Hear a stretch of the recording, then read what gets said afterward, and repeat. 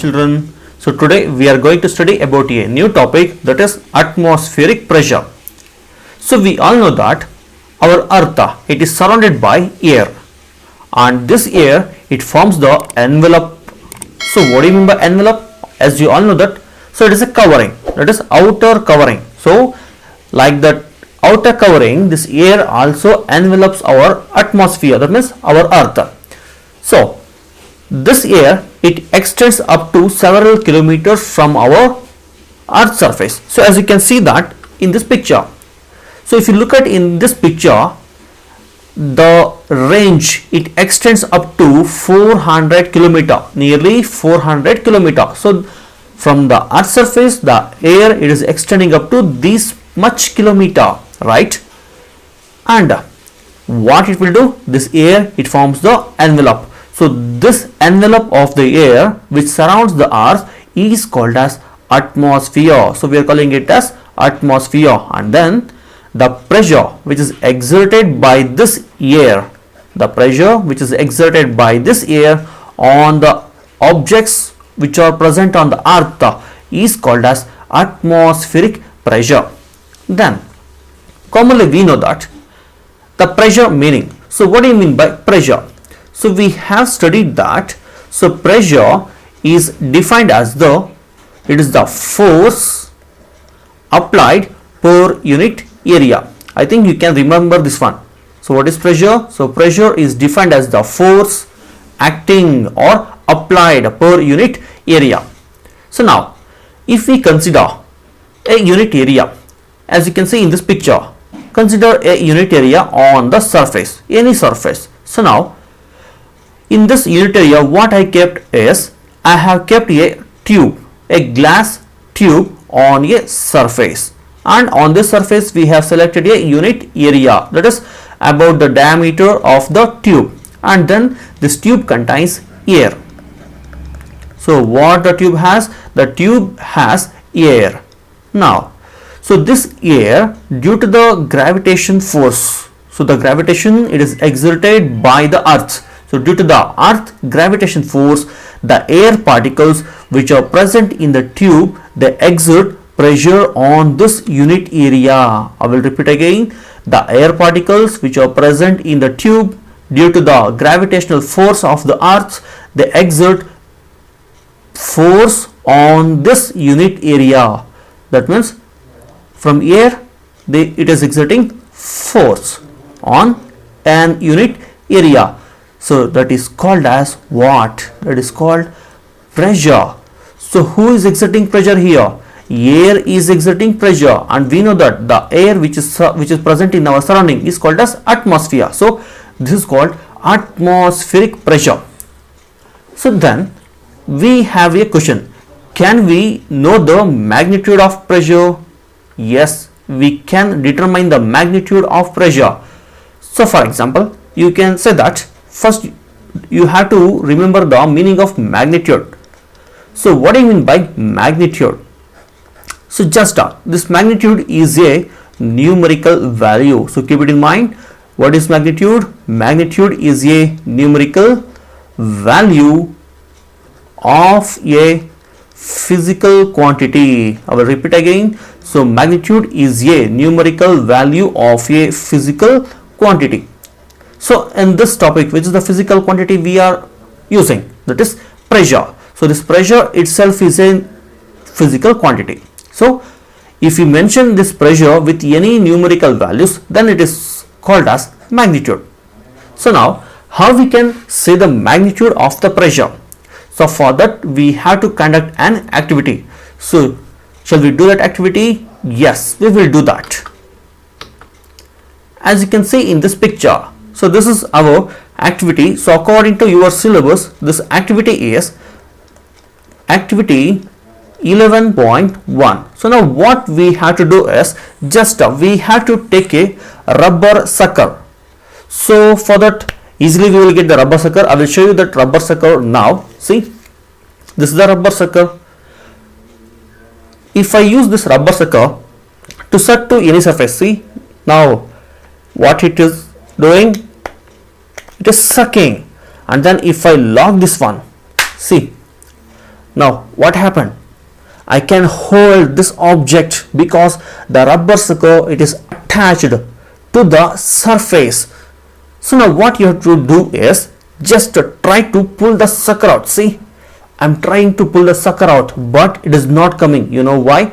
Because whenever I use this sucker to stick on this surface, you know what happened? The air which is present in the sucker, they all came out from the sucker surface and this surface. So inside that there is no air. That means the air is completely removed inside the sucker. For that reason, it stick to the surface with a tight manner, so that I cannot remove this one. So now you can imagine that what will be the magnitude. See, if I cannot remove this, you can imagine the magnitude of the air pressure. Then where is air pressure? Can you see here? No. But you know where is the air pressure? During sticking to this surface, we have removed the air which is present inside the sucker. But after removing the air which is present in the atmosphere, that air is exerting its pressure on this sucker. So due to that high pressure of the air on this sucker, we cannot pull this out. So this will be the magnitude of the air atmosphere, means atmospheric pressure. I think you can imagine that one. See, if you want, you can try this activity. It is very tight to pull out. Then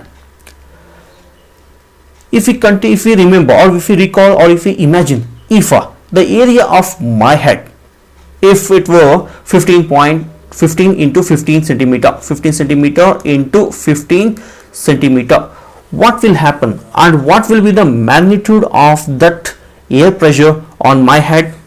Can you imagine? See what I'm doing? I'm holding a tube on my head. What will be the area? This is 15 centimeter into 15 centimeter. Now can you imagine what will be the air pressure on my head or on our head? Yes, we can imagine. You know, the force exerted due to the air column present in this tube, it will be, already we know the area and pressure formula also, pressure equal to force by area. So you know the force or the pressure will be about 225 kg, or if you write it in Newton, 2250 Newton. So this much force it will exert on my head or on our head if we do this activity. That means, see, it is the pressure exerted on the mass of 225 kgs. That much pressure. But what will be our mass? Maybe my mass is 70 or 75 kg, and your mass, body weight, will be around 40, nearly 40 or 45 kg. If the air exert this much pressure on your head, what you will feel? You have to feel that you will be crushed under that pressure. But are your body crushed? No, it is not crushed. You know why? Because whatever force it is exerting on our body, in turn our body also exert an equal pressure on its, that means on the column. That means the force, it is equal. If you recall that Newton laws of motion, third law, for every action there is an opposite and equal reaction. So like that. So here the air is exerting from the above, and in turn our body also exert the same equal but opposite pressure to that atmospheric pressure.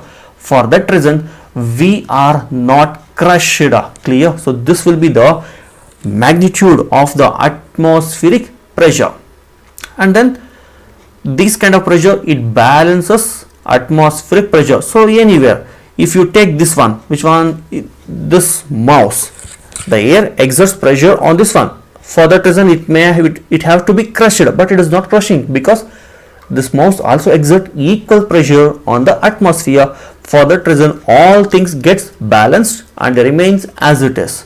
Now we will know one more interesting topic about this atmospheric pressure. You know what is that? If you recall, a scientist. You may have heard that one. He is called as Otto von Guericke. What is his name? Otto von Guericke. So he is a German scientist. You know what he did? He invented an pump. He invented a pump to extract air. He invented a pump to extract air. You know what he did? He took two metallic hemispheres like this,